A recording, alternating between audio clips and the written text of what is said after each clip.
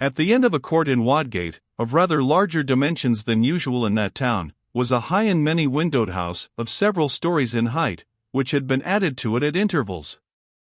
It was in a most dilapidated state, the principal part occupied as an ale workshop, where a great number of heavy iron machines were working in every room on each floor, the building itself in so shattered a condition that every part of it creaked and vibrated with their motion.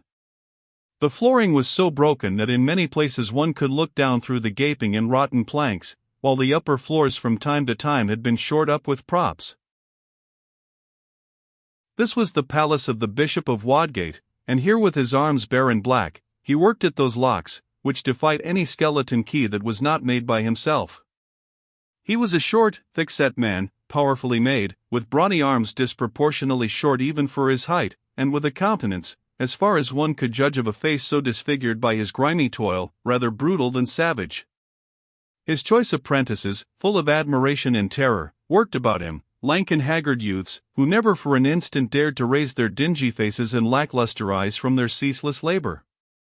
On each side of their master, seated on a stool higher than the rest, was an urchin of not more than 4 or 5 years of age, serious and demure, and as if proud of his eminent position, or working incessantly at his little file. These were 2 sons of the bishop. "Now, boys," said the bishop, in a hoarse, harsh voice, "steady, there, steady. There's a file what don't sing, can't deceive my ear, I know all their voices. Don't let me find that un out, or I won't walk into him, won't I? Ain't you lucky, boys, to have reg'lar work like this, and the best of Prague? It warn't my lot, I can tell you that. Give me that shut, you there, scrubby nose, can't you move? Look sharp, or I won't move you, won't I? Steady, steady.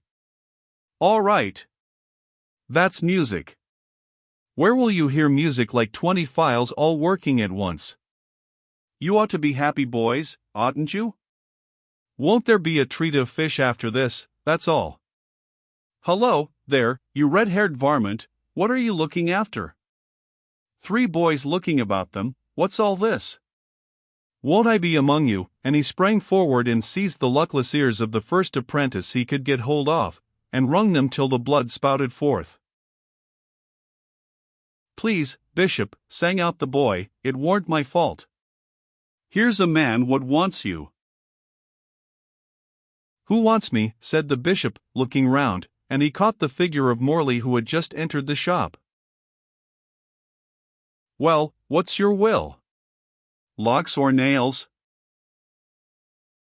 "Neither," said Morley, "I wish to see a man named Hatton."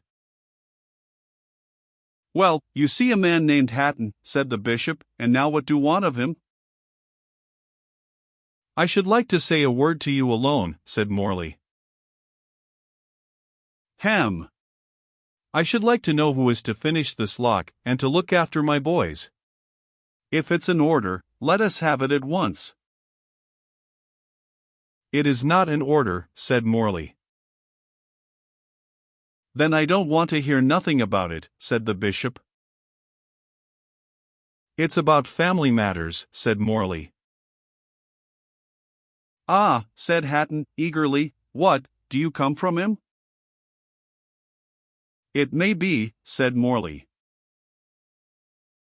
Upon this the bishop, looking up to the ceiling of the room in which there were several large chinks, began calling out lustily to some unseen person above, and immediately was replied to in a shrill voice of objurgation, demanding in peremptory words, interlarded with many oaths, what he wanted.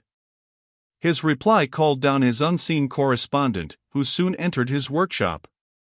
It was the awful presence of Mrs. Hatton, a tall, bearded virago, with a file in her hand, for that seemed the distinctive arm of the house, and eyes flashing with unbridled power.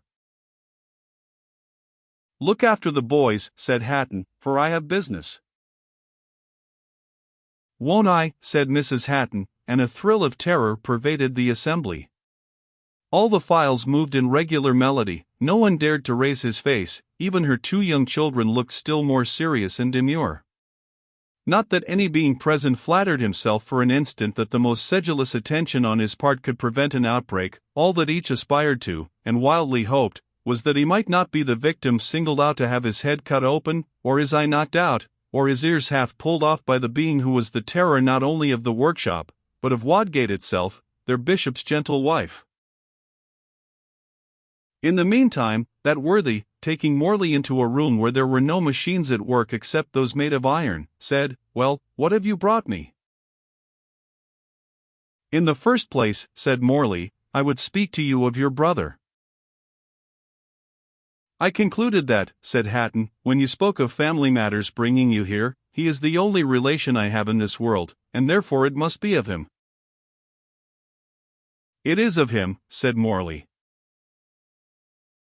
"Has he sent anything?" "Hem," said Morley, who was by nature a diplomatist, and instantly comprehended his position, being himself pumped when he came to pump, but he resolved not to precipitate the affair.